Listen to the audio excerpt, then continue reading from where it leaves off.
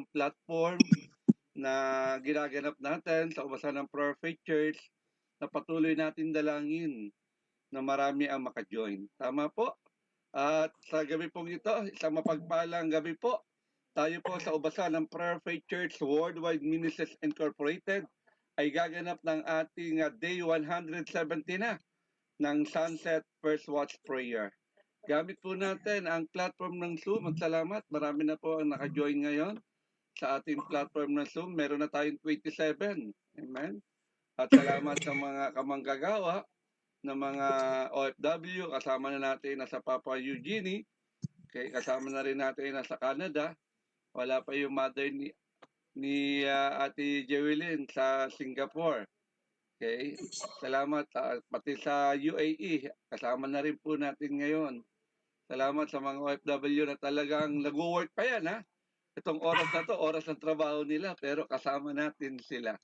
Salamat po sa inyong mga buhay. 29 na po tayo sa platform ng Zoom. At salamat din siyempre sa ating mga tigapanguna dahil sa kanilang kapahintulutan na magamit natin ang social media. Kaya nakikita ko nga madalas kung sino yung mga naka-join sa ating Facebook, sa ating Zoom. Sila din yung mga nagko-comment sa ating Facebook Live. Amen?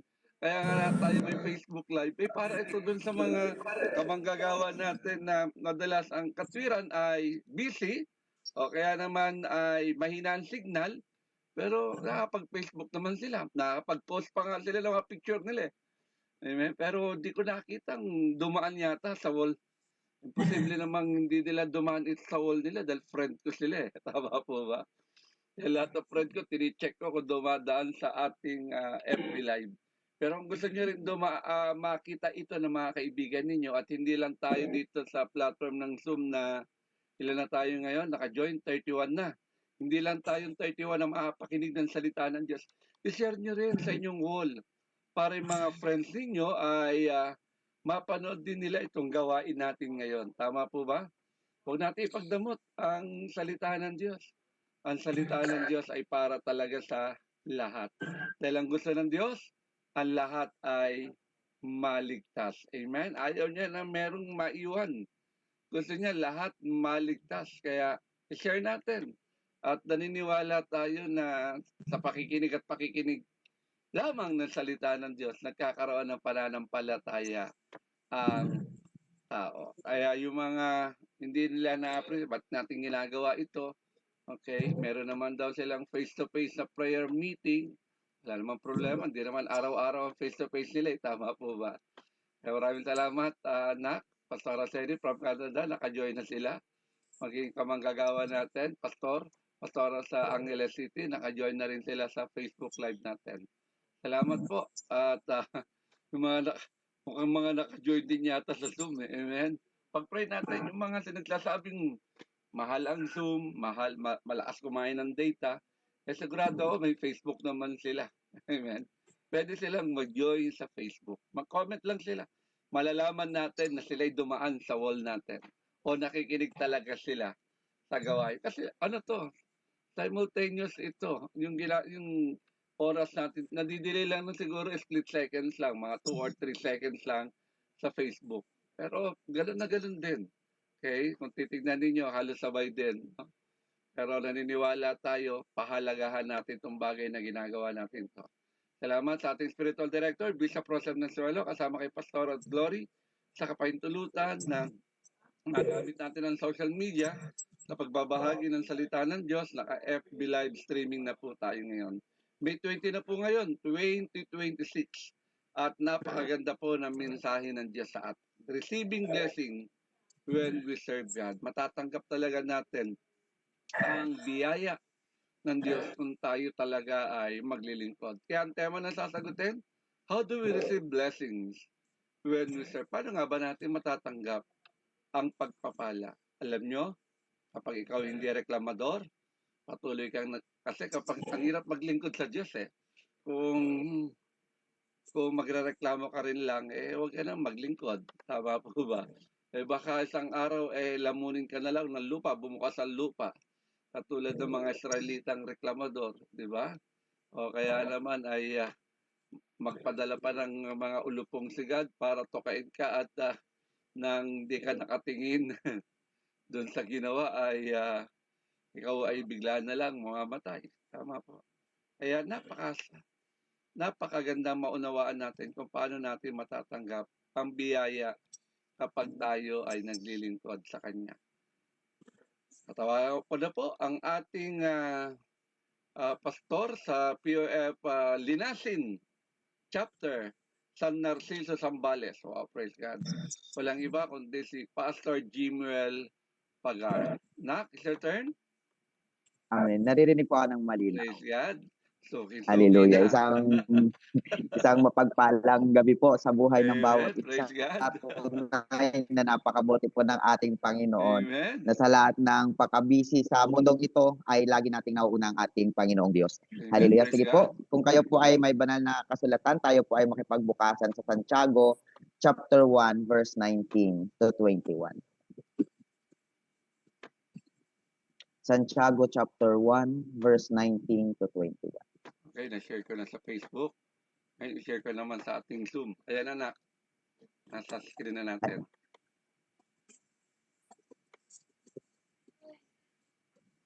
Hallelujah. Sige po, basahin po natin ang salita ng ating Panginoong Diyos. Mga kapatid kong minamahal, unawain ninyo ito. Maging alisto kayo sa pakikinig. Maingat sa pagsasalita at hindi agad nagagalit. Amen. Dahil ang galit ng tao ay hindi nakakatulong upang magawa kung ano ang ayon sa kalooban ng Diyos. Amen. And last verse, kaya talikuran na ninyo ang inyong maruruming gawa at alisin ang masasamang asal. Mapapakumbabang tanggapin ninyo ang salitang itinanim sa inyong puso. Ito ay may kakayahang magligtas sa inyo. Purihin ang pagkabasa ng salita ng ating Panginoong Diyos. Hallelujah. Tayo pa ay umuko at manalangin. Father God in heaven, sa gabing ito, Lord, kami nagpupurit, nagpapasalamat sa iyong harapan. Salamat sa mga salita mo na muli namin mapapagbulayan, Panginoon. Lord, hayaan mo na sa aming platform, sa aming kalagitnaan, Lord, hindi man kami magkakasama. Ngunit, Holy Spirit, Panginoon, gumalaw ka sa aming mga platform, Panginoon. Hayaan mo na ikaw ang Diyos na lagi naming mapasalamatan, lagi naming maparangalan, Panginoon, sa lahat ng oras. At hayaan mo, Panginoong Diyos, na ikaw ang maging tagapagturo namin sa gabing ito at hayaan mong mag-rema, Panginoon, ang iyong mga salita sa aming mga puso. Lord, open our spiritual eyes, open our spiritual ears, Panginoon. Makita at marinig namin, Panginoon, ang turo mo, Panginoon, para sa aming Panginoon. Lord, salamat sa mga salita mo, Panginoon. We claim victory in the mighty name of Jesus, Panginoon. Sa iyo ang papuri, pasasalamat at pagsamba. In Jesus' mighty name we pray. Amen. Hallelujah. Isang mapagpalang gabi po sa buhay ng bawat isa. Tunay po na ang blessing ng ating Panginoon ay laging nandiyan kapag tayo ay naglilingkod sa harapan. Amen. Kaya nung Monday, napakinggan natin ang karakteristik ng isang servant. Amen. Kagabi naman ay narinig natin kung ano yung mga natatanggap ng talagang nagtitiwala sa harapan ng ating Panginoong Diyos at ano yung mga natatanggap niya kapag tayo ay naglingkod. Amen. Ngayon naman pong gabi, masasaksihan natin ang salita ng ating Panginoong Diyos kung papaano naman natin makakamit. Amen. Ano ba dapat ang gawin natin para makamit natin yung ating mga answered prayer, mga blessing na nagmumula sa harapan ng ating Panginoong Diyos. Kaya nga, tunay na napakaganda ng ibinigay na salita ng ating Panginoong Diyos.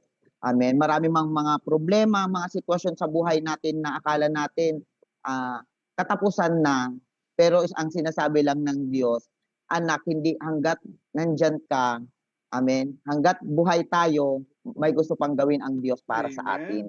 Amen. May mission pa tayo sa mundong ito. Kaya stay put ka lang dyan. Sa lahat ng mga kasakitan na nararanasan natin, sa mga kapighatian, amen, kailangan lang nating itindig ang sarili natin sa harapan ng ating Panginoong Diyos. Kasi sayang yung blessing na naghihintay para sa iyo. Kasi marami pang tao, amen, na kaya dapat nating puntahan. Marami pang tayong tao na kailangang misyonan. Amen. Kaya mga kapatid ko kay Lord, hindi ko na po papatagalin. Tama po yung sabi ni Pastor Tay Alex kanina na receive our blessing when we serve God. At yung tema natin ay how to receive blessing when we serve God. Sige po. Amen. Sa ating point 1 po, makikita natin sa verse 19. Ang sabi sa verse 19, maging matulin ang bawat tao sa pakikinig. Amen. Ang first point po natin, how to receive our blessing when we serve God is be quick to listen. Amen. Ang sinasabi ng Diyos, makinig tayo, bilisan nating makinig. Ano yung gusto niya nating pakinggan? Pakinggan po natin yung salita ng ating Panginoong Diyos. Kasi hanggat nakikinig tayo ng salita ng Diyos na isa sa pamuhay natin, yung mga blessing at mga pangako ng Diyos para nagmamanifest, mga kapatid ko kayo. Ang sabi sa Proverbs chapter 13, ang sagot bago makinig ay pangalan, kahihiyan, kanya. Kaya makinig ko kayo agad na tawag hindi tayo agad sumasot. Amen. Ang gusto ng ating Panginoong Diyos ay lagi tayong yung gusto ng Diyos na una. Lord,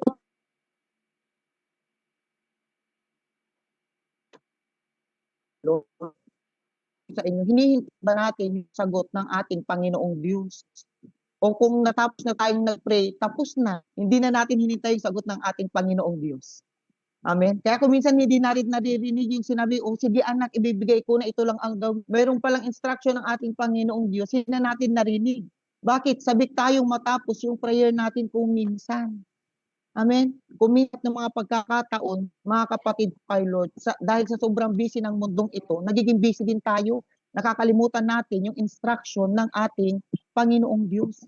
Kaya nga, sa isang klase, kung sa isang klase mga kapatid ko kay Lord, kahit napakagaling ng bata, kung siya ay tinanong ng teacher at hindi pa tapos yung tanong ng teacher, tapos sumagot na yung bata, 'di ba? Automatic pwedeng maging mali or mali talaga yung kanyang sagot. Kaya mga kapatid ko kay Lord, sa oras na to, para makamit natin yung mga pagpapala or blessing na gusto ng Diyos para sa iyo, una lang ay makinig ka. Amen. Makinig muna tayo bago tayo magsalita sa harapan ng ating Panginoong Diyos. Kaya napakaganda, binigyan tayo ng dalawang tenga ng ating Panginoong Diyos. Amen. Para makinig ng salita niya. Di ba? Kung titingnan natin sa Joshua, ang sabi niya doon, dili-diliin natin araw-gabi ang salita ng Yaon para tayo ay magtatagumpay.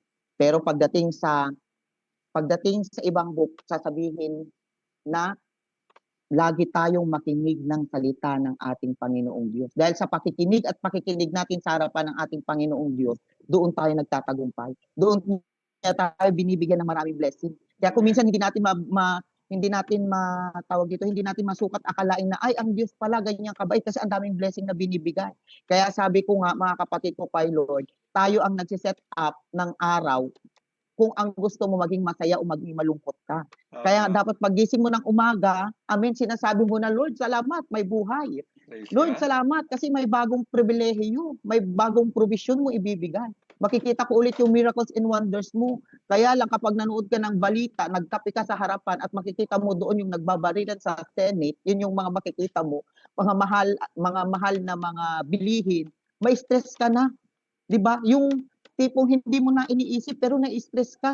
Kahit nararanasan natin na stress ka kasi nakikita mo yun yung unang pumatak sa mata mo, pagising mo. Pero tayo ay nagising at nakinig muna ng salita ng ating Panginoong Diyos. Naniniwala ako kapatid ko kay Lord, magmamanifest yun sa buhay mo. Amen? Kaya makinig tayo upang maunawaan, hindi lang para makasagot. Kaya sa bawat pakikinig natin, nauunawaan natin ang salita ng ating Panginoong Diyos. Kaya mga kapatid ko kay Lord, totoo nga, mahirap kapag yung halimbawa, nakikinig ka ng preaching tapos may iba kang ginagawa. Amen. Kasi hindi mo lalong naiintindihan. Kaya nga kapag tayo ay nasa salita ng Panginoong Diyos, hayaan natin na ang Diyos ay kumilos sa buhay natin. Amen. Iupo lang natin diyan. Hayaan, wag nating tularan si Martha. Amen. Na na nagpunta sa kusina para bigyan sila ng merienda. Amen. Tayo dapat ay nakaupo lang sa salita ng ating Panginoong Diyos. Nakaupo lang tayo. Namnamin natin yung salita ng ating Panginoong Diyos. Amen. Kasi kapag hindi mo ninanamnam yan, parang kulang. Amen. Kahit sa tingin mo presence ka sa platform na to, pero yung iba yung iniisip mo, wala. Parang hindi magmamanifest sa buhay mo yung blessing. Kaya sabi ng ating Panginoong Diyos, makinig ka. Amen. Kahit na anong ginagawa mo, makita natin sa sarili natin na ang binigyan natin ng pansin ay ang ating Panginoong Diyos. Amen. Kaya hindi po sayang yung oras na pag-upo natin ng pakikinig. Alam niyo po, habang nakikinig tayo, busy na ang Diyos sa'yo. Amen. Prepare niya na ulit yung mga blessing na dapat para sa'yo. Amen. Kaya mga kapatid ko kay Lord, huwag kang malungkot kung sa tingin mo paggabi na wala pa yung answered prayer mo. Ayan na, parating na. Amen. Kaya Receive. receive it. Amen. Kasi nakikinig tayo ng salita ng ating Glory to Panginoong God. Diyos. Amen. Kaya kung napagod ka, ayan, napagod ka sa biyahe, sa lahat ng ginawa natin mula kaninang umaga, ang Diyos ang nagbabalik ng kalakasan. Kaya sabi ng Diyos, anak, makinig ka lang muna. Huwag muna tayong maging busy ngayong oras. Makinig ka lang muna sa salita ko. Amen. Kasi di naman tayo sa tao naglingkod, kundi naglingkod tayo sa tunay at buhay na Diyos. Amen. Kaya alam ko na pinapalitan na ng Diyos yung mga bagay na nawala sa iyo. Amen. Kaya kung nagiging busy tayo, maging busy tayo na makinig ng salita ng ating Panginoong Diyos. Hallelujah. Yan po yung unang point po natin. Be quick to listen. Pangalawa, mababasa naman po natin sa Santiago chapter 19 verse 20. Mabagal sa pagsasalita at mabagal sa pagkagalit. Amen. Point 2 po natin, be slow to speak and slow to anger. Huwag ka daw masyadong mabilis magsalita. Hayaan natin na ihayag natin sa Panginoong Diyos na siya ay mabuti at huwag kang masyadong magagalit. 'Di ba yung nabasa natin kanina, kapag tayo ay galit, parang sayang din yung blessing, walang mangyayari. Kaya dapat hindi ka nagagalit. Pero kung babasahin natin ang Bible, mga kapatid ko kay Lord, nagalit din naman si Jesus nung nasa templo siya at nakita niya, amen, na pinamumugaran ng kung ano-ano yung bahay ng ating Panginoong Diyos. O, di ba? Pero sabi nga, okay lang na magalit basta wag tayong magkakasala sa harapan ng ating Panginoong Diyos. Amen. Ang sabi sa Proverbs chapter 15 verse 1, ang mahinahong sagot ay nakakapawi ng puot. Ngunit ang masakit na salita ay nakakapagpagalit. Ayan tayo, mga kapatid ko kay Lord. Kaya mahinahon lang tayo sa pagsasalita. Huwag nating bilisan kasi kapag binibilisan natin, hindi natin naririnig or hindi natin nakikita kung ano talaga yung mensahe na ibinibigay sa atin. Ang sabi din sa Ecclesiastes chapter 7 verse 9, mga kapatid ko kay Lord, huwag kang madaling magalit sapagkat ang galit ay nananahan sa dibdib ng mangmang. Amen. Kaya iwasan nating magalit. Sa anumang sitwasyon ng ating buhay, makita natin na tayo ay pinasaya ng ating Panginoong Diyos. Amen. Kaya hindi ko po makalimutan ang Efeso chapter 4 verse 4, ang sabi ng Diyos, anak, magalak ka. Inuulit ko, magalak ka. Kaya sa lahat ng sitwasyon na nararanasan natin, mga kapatid ko kay Lord, kailangan nating maging masaya sa harapan ng ating Panginoong Diyos. Kasi kung malulungkot ka lang sa mga sitwasyon na mayroon, ay talagang malulungkot ka. Tinitingnan mo yung sitwasyon eh. Sabi nga doon sa napanood ko kanina, parang joke siya pero may mga pastor po kasing mga kasama, napanood ko. Ang sabi lang nung tagapagdalo, ang sabi niya lang, mangarap ka sapagkat may Diyos kang malaki. Amen. Kaya kapag ikaw, mga kapatid ko kay Lord, may pinapangarap ka at ito na yung panahon para masabi natin na nagbabagsak ang Diyos or nagbababa ng Diyos ng mga blessing, ang gawin natin ay mangarap ng malaki. Amen. Kaya nga sabi, huwag kang magagalit. Kasi kapag nagagalit tayo, isa yan sa pumuputol sa blessing na gustong makamtan natin sa harapan ng ating Panginoong Diyos. Kaya iwasan natin kung minsan magkape. Kasi kung minsan sabi nila yung kape daw, minsan nakakainit daw ng ulo. Pero hindi ko naman nakitang nagalit si Pastor Tay Alex kahit laging nagkakape. Amen. Si Pastora Donna naghahanap din kung minsan ng kape. Di ba? Pero hindi sila nagagalit. Nakikita natin yung katuwaan nila sa buhay na mayroong Diyos na laging nagsusupply ng kanilang kailangan.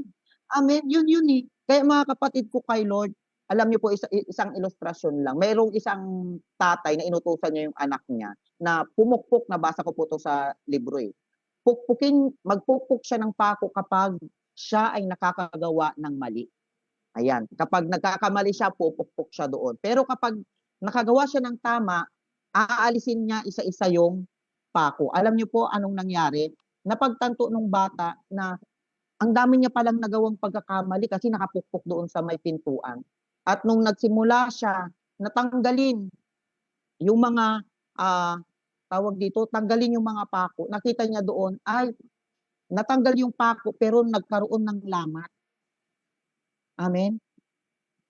Kaya mga kapatid ko kay Lord, yung mga butas na yun yung mga dahilan kung bakit hindi tayo nakaka-receive ng blessing sa harapan ng ating Panginoong Diyos.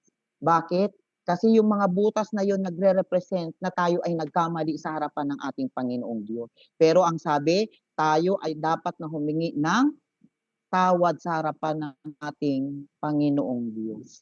Amen. Kaya mga kapatid ko kay Lord, lagi nating asamin na sa buhay na ito, kailangan tayo ay hindi nagagalit.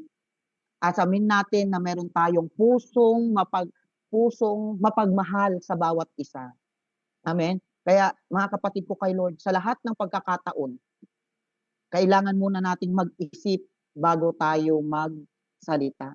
Manalangin tayo bago mag-react. Amen. Mag-pray muna tayo kung meron tayong sama ng loob, sabihin natin, amen, na ipanalangin natin sa harapan ng ating Panginoong Diyos. Isa pa, hayaang ang Diyos ang kumontrol sa ating emosyon.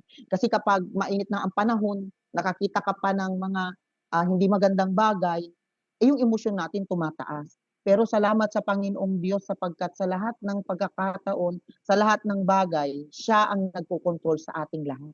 Amen? Kaya yung blessing ay laging nandiyan. Ibig sabihin mga kapatid ko kay Lord, sa buhay na ito, ang kailangan talaga natin ay ang patnubay ng ating Panginoong Diyos. Amen. Amen. Ang kailangan natin ay ang Diyos. Amen. Sabi nga, mawala na ang lahat sa mundong ito pero ang kanyang salita ay nandito pa din. Praise Amen. God. Kaya dapat lagi tayong nakasandal sa salita ng ating Panginoong Diyos. Lagi tayong ang founder natin or nakafund tayo kay Jesus Christ. Amen. Kasi sa buhay na ito, magulo man ang mundo pero sa Diyos may kapayapaan, may katagumpayan. Amen. Makita man natin na nagkakagulo pero kapag nakita natin ang Diyos, may kapayapaan sa lahat. Amen. Kaya mga kapatid ko kay Lord, asamin natin na sa buhay na ito, ang lagi nating makita ay ang Diyos.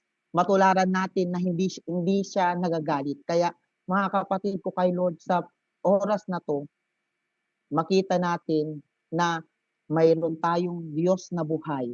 Mayroon tayong Diyos na malaki, big God, para sa lahat ng circumstances na mayroon siya. Kaya nga sabi, mga kapatid ko kay Lord, papaano natin nare-receive yung mga blessing ng ating Panginoon kapag tayo ay nagsaserve sa Kanya? Kailangan tayo ay mabilis makinig, hindi nagagalit at mabagal magsalita. Higit sa lahat, yung point 3 po natin, how to receive blessing when we serve God. Yung pangatlo, receive God's word with humility. Masasabi po yan sa Santiago chapter 1 verse 21 na ang sabi, buong kapakkumbabaang tatanggapin ninyo ang salitang itinanim sa inyo. Ang salita ng Diyos ay makapangyarihan, ngunit kailangan ng pusong handang tumanggap. Kaya lagi nating sinisecure yung ating puso. Amen. Kasi nandyan lagi yung imbakan ng salita ng ating Panginoong Diyos. Sabi sa Psalms chapter 119 verse 11, iniingatan ko ang iyong salita sa aking puso upang huwag akong magkasala laban sa iyo. Amen. Kaya i-cover natin ang ating puso sa harapan ng ating Panginoong Diyos. Ang sabi din sa Matthew chapter 13 verse 23, ang mabuting lupa ay larawan ng taong nakikinig at tumatanggap ng salita at namumunga. Kaya kapag nag-iimbak tayo ng salita ng ating Panginoong Diyos sa ating mga puso, mga kapatid ko kay Lord, yan ang laging lumalabas sa ating isipan. Amin, yan yung lagi natin nasasabi. Kaya kapag dumating ang circumstances, may dumating na problema, may panghugot tayo. Malakas tayo sa harapan ng ating Panginoong Diyos. Alam natin kapag sinabi, wala ka ngayon, wala kang malulugi, walang pera.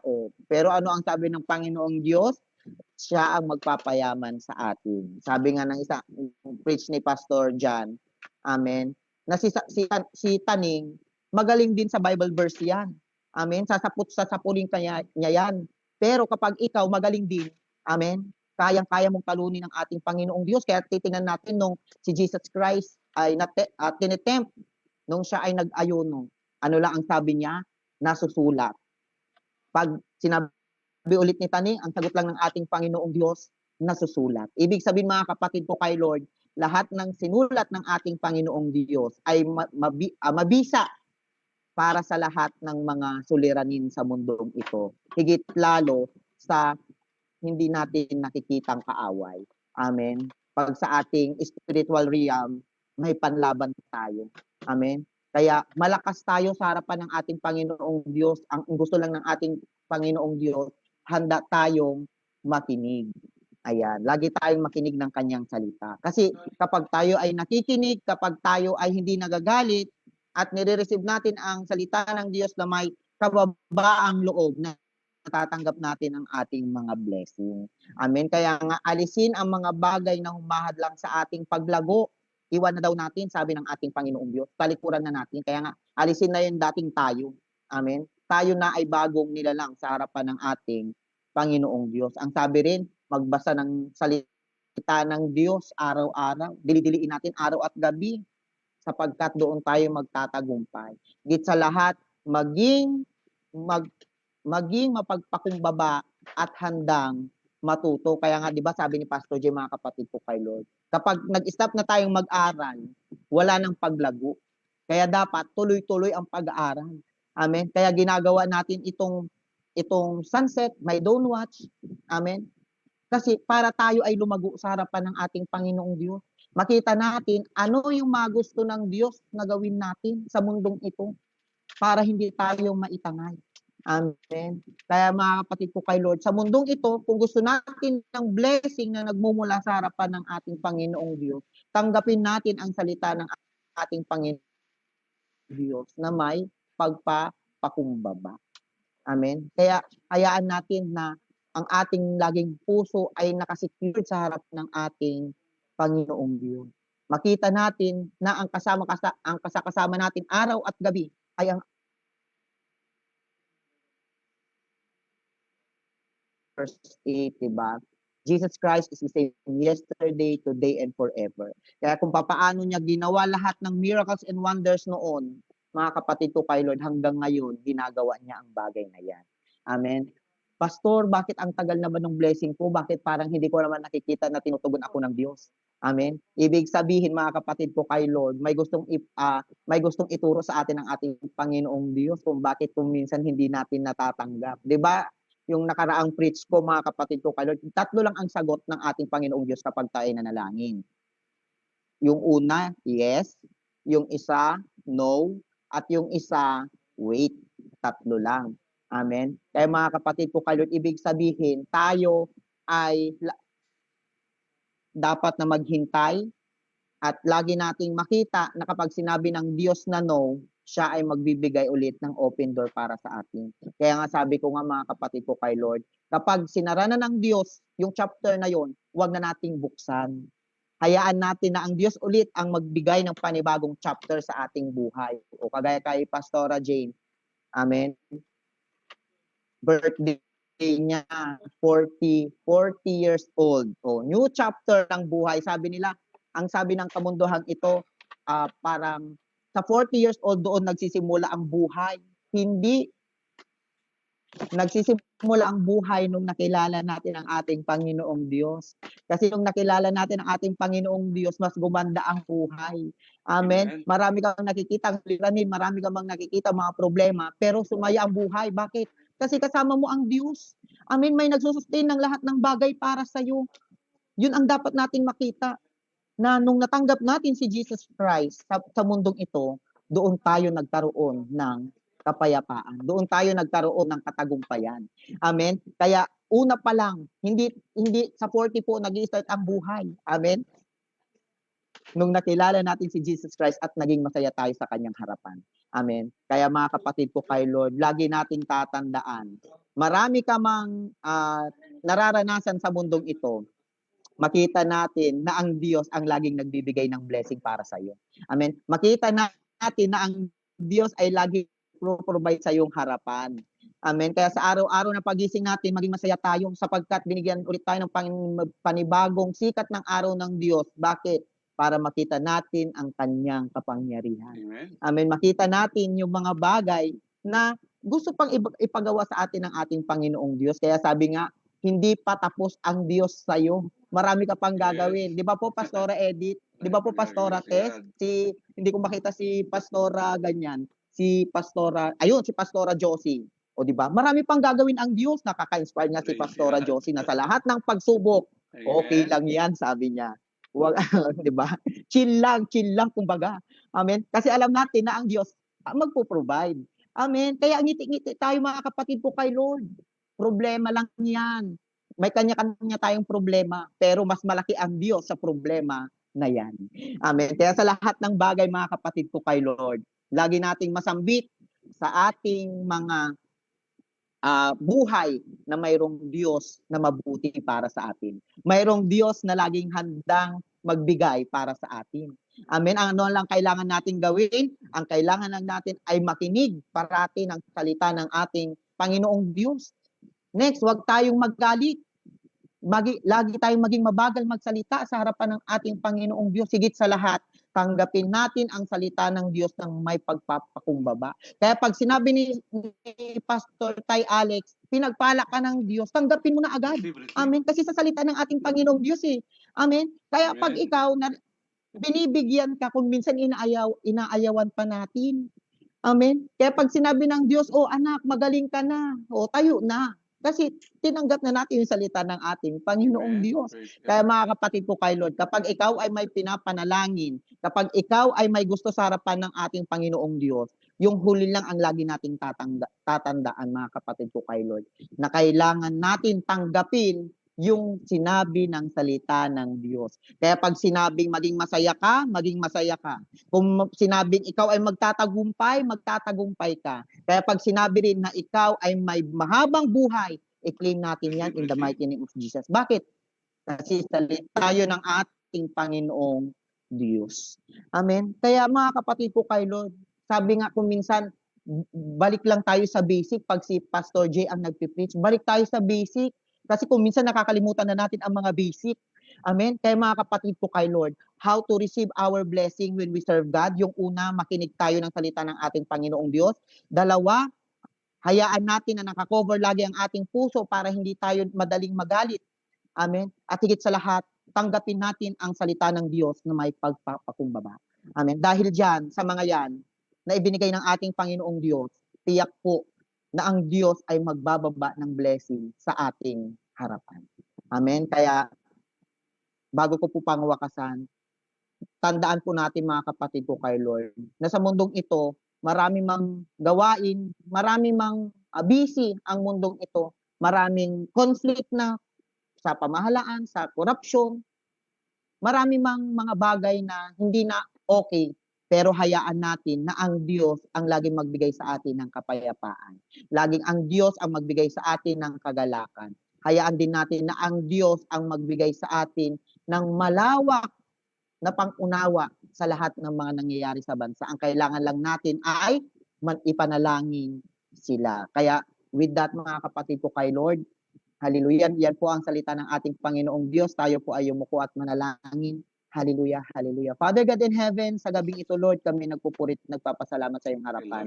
Salamat sa mga balita mo Panginoon na ibinigay mo sa amin ngayong gabi. Lord, salamat at tunay na dapat kami ay laging nakikinig sa iyong mga salita. Dahil sa iyong mga salita, Lord, kami ay laging nagtatagumpay. Kami, Lord, palagi mong pinagpapala in the mighty name of Jesus, Panginoon. Lord, hayaan mo rin lagi na i-guard mo ang aming mga heart, Panginoon. Puspusin mo ito lagi ng iyong espiritu. Puspusin mo ng iyong mga salita, Panginoon. At naniniwala kami, Panginoon, ay magagamit din namin ito sa takdang panahon, Panginoon. At salamat sapagkat tunay ikaw ang Diyos na nagbibigay ng blessing. Lord, salamat sapagkat tinatanggap din namin ang iyong salita na may kababaan ng puso, Panginoon. Lord, hayaan mo na ikaw ang laging sumama sa amin, huwag mo kaming iiwan, huwag mo kaming papabayaan, Panginoon. At sa oras ding ito, Lord, sa mga nakikinig at makikinig pa, Panginoon, ng iyong salita, hayaan mo, Lord, na itanim mo sa amin ito itanim mo sa aming mga puso ang mga salita mo, Panginoon, at hayaan mo itong magrema sa aming mga buhay. Lord, mag-manifest ito sa aming mga buhay. Makita namin na tunay, ikaw ang source ng aming lahat ng blessing, Panginoon. Kaya without you, Panginoon, we can do nothing, Panginoon. Kaya salamat, Lord. Pinili mo kami para ikaw ay paglingkuran, Panginoon. Lord, maraming salamat. Sa iyo po namin binabalik ang mataas na papuri, pasasalamat at pagsamba. Ang lahat ng anak ng Diyos magsabi ng Amen. Hallelujah. Glory to God po. Amen, amen. Praise God. Maraming salamat na Pastor Jimwell sa pagkagamit ng Diyos sa iyo sa paghahayag ng kanyang mabuting balita. At tunay sa gabing ito, natutunan natin mga kapatid ko sa Panginoon kung paano natin dapat matanggap ang pagpapala sa ating ginagawang paglilingkod sa kanyang harapan. Amen? Maraming tao gustong talaga ng pagpapala ng Diyos. Walang tatanggi talaga dyan eh. Pero minsan nakakalimutan natin na ang blessing ay hindi lang tungkol sa material na bagay. Ang tunay na pagpapala ng Diyos sa bawat isa sa atin, nasa atin ang kapayapaan, nasa atin ang karunungan, ang wisdom, ang favor, ang spiritual growth, at syempre, ang ating magandang relasyon sa Diyos.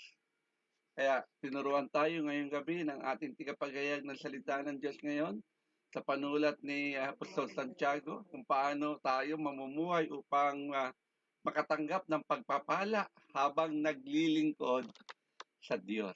May karugtong yun kaya habang naglilingkod sa Diyos. Yung madalas nakakalimutan, gusto lang natin ng blessing. Pero wala naman tayong ginagawa. Tama po ba? Kaya sabi, be quick to listen. Ang ganda ng unang-unang prinsipyo. 3 prinsipyo to eh. Ito tinuturo sa atin ngayon eh. Kung paano natin matatanggap ang pagpapala, ang blessing ng Diyos habang tayo naglilingkod sa Kanya. Yung unang prinsipyo, mahalaga to. Be quick to listen. Yan ang unang susi sa pagtanggap ng blessing. Ang pagiging mabilis makinig sa Diyos at siyempre sa tao na ating mga tigapanguna. Gusto natin kaagad magsalita eh. Gusto natin tayo ang preacher. Pero ang tanong, marunong ka rin ba makinig ng preaching ng iba? O gusto mo lang, ikaw lang pinakikinggan? Tama po ba? Mga kapatid ko sa Panginoon, kapag marunong tayo makinig sa salita ng Diyos, mas magiging malinaw ang direction natin sa buhay. Amen? Huwag mo lang tanungin sa akin kung saan mo binibigay yung love gift mo. Hallelujah. Huwag mo nang tanungin sa akin kung binigyan mo ako, tatanungin mo ako, bibigyan kita kung saan ko ginastos yung ibinigay mo sa akin. Huwag mo na akong tanungin ng ganon. Amen? Okay. Kapag meron tayong mga bagay na ilagsang ayunan, no question asked. Okay? Mga kapatid ko sa Panginoon, marami sa ating mga naglilingkod sa harapan ng Diyos hanggang sa panahon ngayon, nagkukulang. Bakit? Dahil hindi pa bilis makinig. Paano mauunawaan kung hindi mo napakinggan? Tama po ba? Kaya minsan masakit marinig ang katotohanan eh. Ang dami mong sinasabi, hindi mo napakinggan eh. Paano mo mauunawaan? Tama po ba? Okay. Kaya mga kapatid sa Panginoon, ang pakikinig ay tanda ng pagpapakumbaba. Hindi ka nakikinig. Yabang mo, tingin mo, alam mo na ang lahat. Totoo po yun. Ang pakikinig ay tanda ng ating humility. Hindi lahat ng alam natin ay tama. Kapag marunong kang makinig, sigurado ako mas matututo ka. Kaya makinig ka. Okay? Makinig ka sa preaching ng salita ng Diyos. Amen. Ano kung bagong pastor lang yan? Ano kung batang pastor yan? Tama po, pinakabatang pastor natin, nag-preach ka rin ng madaling araw. Kita niyo naman po yung latag niya. No? Makinig tayo sa leading ng Holy Spirit. Tandaan po natin yan. Okay? Oo, aminin natin. Minsan, nagkakamali tayo ng pagtugon. Tulad nung bata pa si Propeta Samuel, tama po ba? Nung siya'y tawagin ng Diyos ng isang gabi, tama po ba? Nung una, hindi niya alam eh. Kung sino tumatawag sa kanya, paano yan? Lapit niya kay High Priest Eli. Pero tinuruan siya ng High Priest Eli nung sinabi sa kanya ng huling pagkakataon. Okay, at sinabi niya, "Speak, Lord, for your servant is listening." See? Kailan dapat ganun tayo. Marunong tayo makinig nang hindi tayo ma-persuade ng sanlibutan ito. Tandaan po natin ito, mga kapatid ko sa Panginoon. Nakita natin yung kapangyarihan ng Diyos sa buhay ni Propeta Samuel. Gusto ba natin maranasan yan? Okay. Kailangan maging mabilis kang makinig. Hindi yung mabilis magreklamo. Okay. Maraming tao ngayon, ang galing magreklamo eh. Okay. Hindi naman naiintindihan kung ano yung nirereklamo niya. Nakakalungkot. Tama po ba? Okay. Kung magbibigay ka ng buong puso. Magpi-pledge ka ng buong puso. Okay. Kung magbibigay ka na rin lang at masama ang loob mo, wag mo nang ibigay yan. Ako na nagsasabi sa iyo, ako na pipigil sa iyo. Bakit, Pastor? Walang pagpapala yan. Okay? Hindi investment yan sa buhay mo. Tama po ba? Alam ni Lord. Kaya nga, God is really requiring us to give a cheerful heart. God's love a cheerful giver. Kaya nga pledge eh. Ang pledge, hindi pa natin hawak. Actually, sa 50,000 na pledge ko, may 30,000 na nag-pledge eh. Amen? Aking bagaling yon. Hindi ka pa nakakausap yung iba. And I'm praying. Gusto ko, hindi ako nag-chat-chat. I'm praying. Magkaroon sila ng puso. Every morning, lagi ko silang pinagpipray. Lord, hipuin mo ang puso ni, wala ko sinabi pangalan ha. Hindi ko sinabi Pastora Donna. Oh. Amen. Oh, wala akong sinasabing pangalan. That's it. May binubuo din silang pledge nila. Tama po ba? Pero kung talaga may puso ka, kapatid, magbibigay ka ng walang pasubali. Tandaan po natin yan mga kapatid. Kung natuto kang makinig. Pero hindi ka natutong makinig, talagang magtatanong ka. Saan ba mapupunta yung aking ibibigay dyan? Kung may tanong kang ganyan, huwag ka nang magbigay. Sasama lang loob mo. Amen. Okay. Kung tatanungin mo kung saan mapupunta yung ibibigay mo, mapupunta yan. Di ba mas masarap tayo ang nagbibigay? Kaysa tayo ang tumatanggap? It is more blessed to give than to receive. Ituro mo yan sa mga church member mo. Ang tagal-tagal na nila, hanggang ngayon, hindi pa rin marunong mag-ikapo. Anong klase kang tikapang una? Amen po ba? Ituro mo yan. Iba ang love gift sa tithes. Tama po. Ang tagal-tagal mo lang miyembro, ilang taon mo lang inaalagaan, hanggang ngayon pinapadede mo pa rin. Hayaan mo matisod. Kasi naman, ang tagal-tagal na, bonding pa rin. Intindihan niyo ibig kong sabihin, ang dami naglilingkod sa Diyos. Hindi makatanggap ng blessing. Why? May kulang eh. Tama po ba? Kung napakinggan natin ngayon, di ba pala ang love gift sa tithes eh. Di ba pala yung pagtulong ko kay pastor dun sa aking pag-iikapo? Iba talaga yan. Love gift is a love gift. Na-appreciate mo yung ginagawa nung naglilingkod sa Diyos. Love gift yan.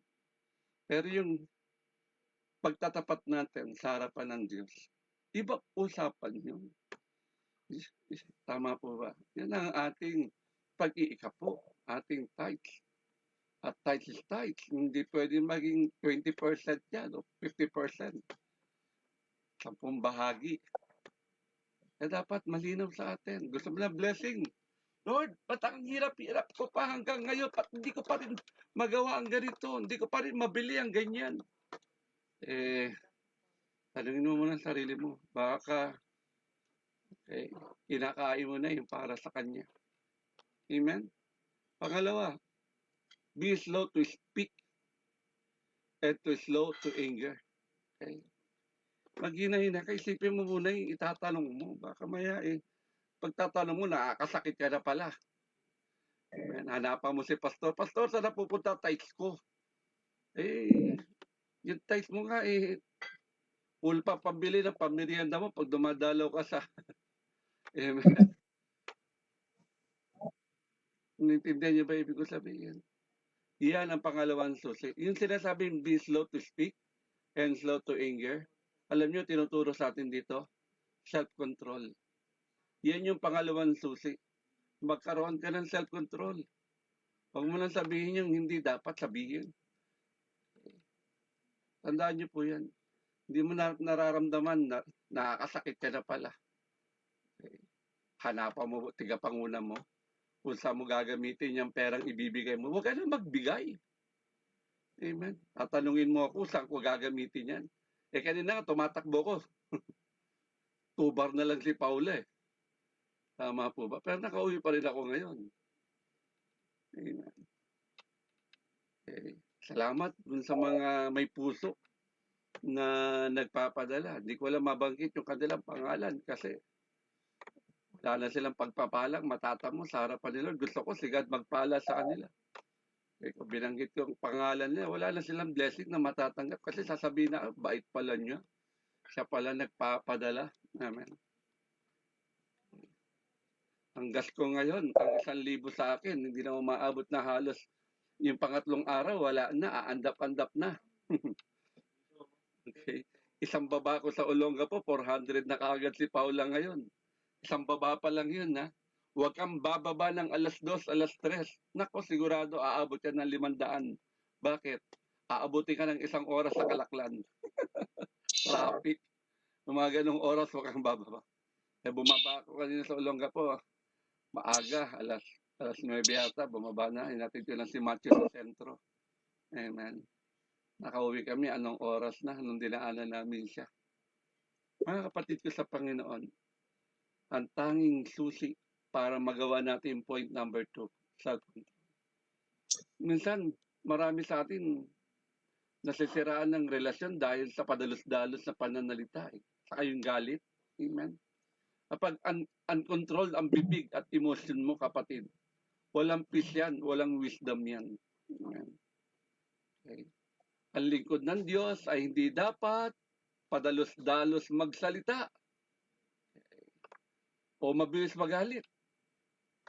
Ang galit ay maaaring magdala ng regrets, pain, o broken relationship. Okay. Totoo po yan. Pero hayaan nyo na akong magsalita ng ganito dahil mas gusto ko, di bali nang magalit kayo sa akin. Yan lang yung tinatayuan. As long na sinasabi ko ay tapat at totoo sa harapan ni Lord, kaysa ang Diyos ang magalit sa akin. I'm not pleasing you, I'm pleasing God.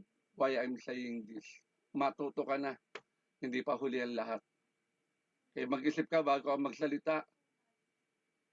Huwag agad sumagot kapag hindi mo naintindihan.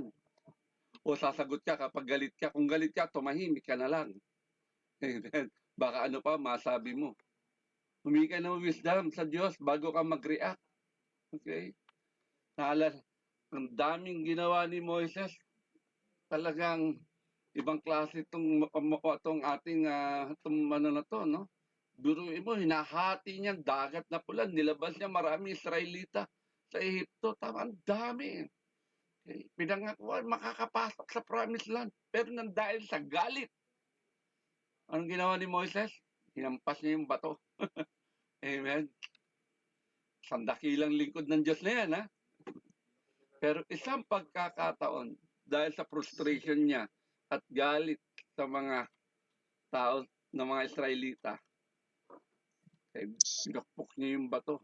Salit na, ang instruction lang, magsalita dito, gaya ng utos ng Diyos. Dahil sa ang uncontrolled anger niya, hindi siya pinahintulutan ng Diyos. Opo, hindi siya pinahintulutan ng Diyos makapasok sa lupang pangako, sa promised land. Anong lesson tinuturo sa atin ito? Kapag hindi natin makontrol ang ating bibig at galit, maaari nating mamiss ang blessing ng Diyos. Kaya tatanong ka sa bakit ganito ang buhay namin, lagi na lang kinakapos, lagi na lang wala. Tingnan mo, baka may mga bagay kang ginagawa na hanggang ngayon ay hindi kinalulugdan ng Diyos. Ang linaw naman ng instruction natin, tama po ba? Mayroon bang dumalo sa ganitong pagtitipon? We are all required. All. Ang sabi. Required.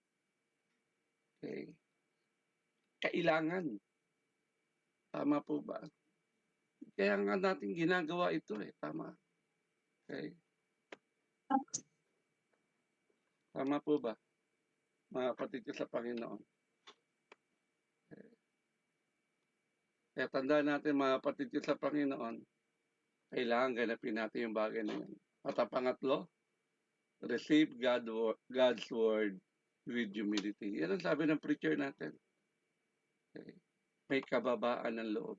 Yan yung ikatlong susi. Tanggapin natin ang salita ng Diyos ng may kababaan ng meekness. Pagiging teachable at talagang hands up tayo kay Lord. Hindi sapat na marinig lang natin ang salita ng Diyos. Dapat tanggapin at isabuhay ito. Kapag humble tayo sa pagtanggap sa salita ng Diyos, binabago nito ang ating isip, ang ating ugali, at syempre, gaya ng preaching kanina, may right direction tayo. Tama po ba? Kaya anong gagawin natin? Babad lagi tayo sa salita ng Diyos. Hindi mo na nga mabasa Bible mo eh. Ayaw mo pang dumalo sa ganitong pagtitipon. Okay, tanggapin natin ang correction ng Diyos. Pagtatama yan, hindi ka para masaktan. Dumadaan ka lang sa proning ni God sa kanyang pagtatama. Huwag kang mag-alala, magiging mabunga ka rin.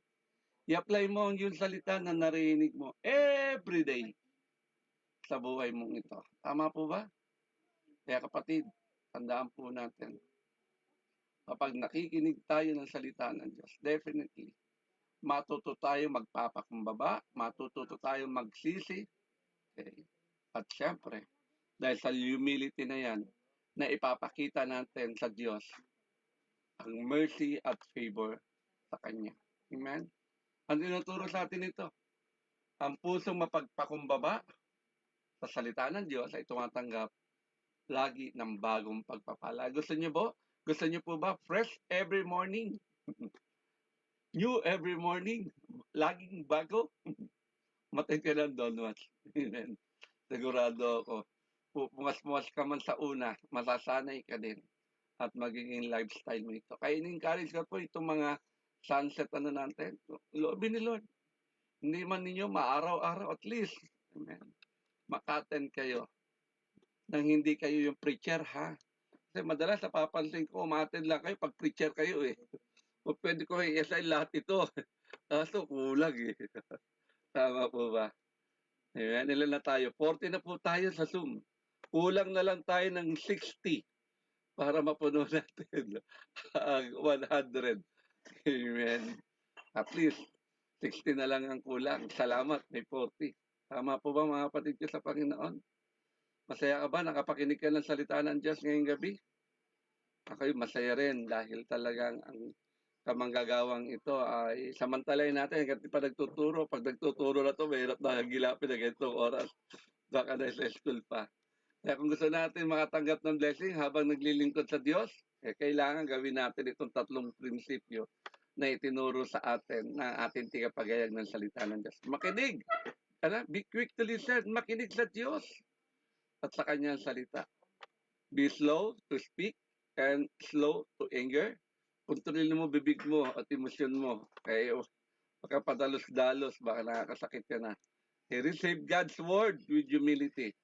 Tanggapin at isabuhay natin ang salita ng Diyos. Ang blessing ng Diyos ay hindi lang para sa mga nagtatrabaho para sa Kanya, kundi para sa mga sumusunod at nagpapakumbaba sa Kanya. Kapag marunong tayong makinig, definitely, may self-control tayo. Kaya mapagpakumbaba tayo. Amen. At nararanasan natin ang tunay na pagpapala habang tayo naglilingkod sa Diyos. Muli, palapakan natin si Pastor Jimwell Pagar. Maraming salamat na at natuto kami sa iyong kapahayagan. Amen.